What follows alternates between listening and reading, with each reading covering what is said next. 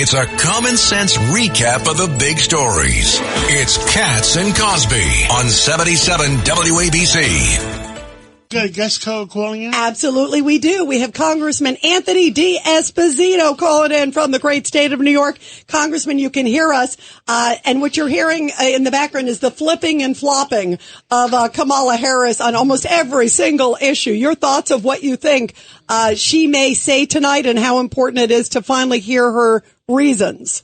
Well, I think Governor Patterson said it best. He's a gentleman that I respect greatly. And he said he learned things over his time in office and changed his position based on the education and the times that he was receiving. What we're seeing with Kamala Harris is someone who literally overnight has changed her idea of how the United States of America should be. And I think the scariest part is that if you take dates, and I've actually have my staff doing this, and you look at some of the people who spoke at the DNC and you rewind back to the second week of July, they talked about how the economy under Joe Biden was strong, how the border was secure, how the country was safe. And then you fast forward 1 month later, and those same people were speaking at the DNC saying they're going to fix the economy, they're going to secure the border, and they're going to get America safe. So they are completely lying and gaslighting to the American people. And it's not just Vice President Kamala Harris. It's people like Laura Gillen in my district and others who are running across Long Island. They continue to lie and gaslight to the community.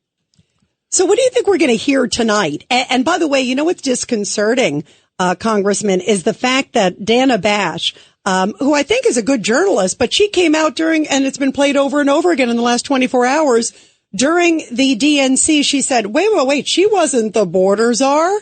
She just was in charge of the root, causes, which sounds like a mouthpiece for the Kamala Harris campaign.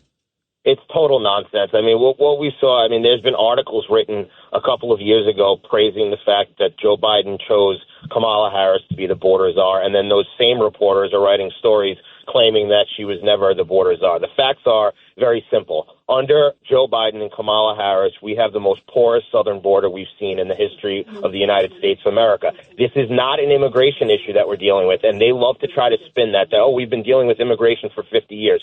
We certainly have. The issue that we're facing right now in 2024 is a border security issue because Joe Biden, Kamala Harris, and Alejandro Mayorkas failed to secure our border.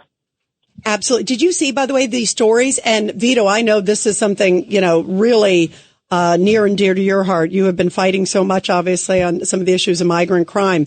In Aurora, Colorado, it's horrifying. Everyone's talking about this video today of these Venezuelan gangs that are roaming these apartment complexes, armed Venezuelan gangs that have essentially taken over because Denver is a sanctuary city. They're now moved over to Aurora, and the mayor is pleading for help.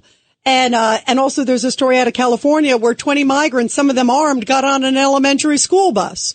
I mean, if this doesn't save the crisis we're facing, and under Kamala Harris, she said, empty the detention centers.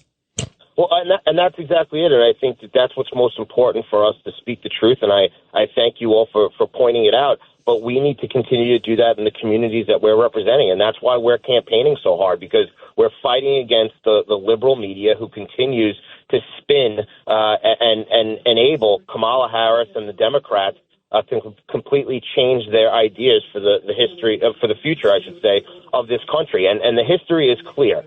Joe Biden was a failed president. The border was not secure. People feel less safe in these sanctuary cities than they did before he was president, and people are paying more. I talk to people in my district on Long Island, and the things that they talk about around the dinner table at night is the fact that things cost more. They're concerned about traveling in and out of New York City because of the crime, and not because the NYPD is not doing a fantastic job, but because they are put in positions that are very difficult for them to do their job, whether it's cashless bail and criminal justice reform, whether it's the influx of illegal migrants, whether it's utilizing resources on social issues that, they could be utilizing resources elsewhere.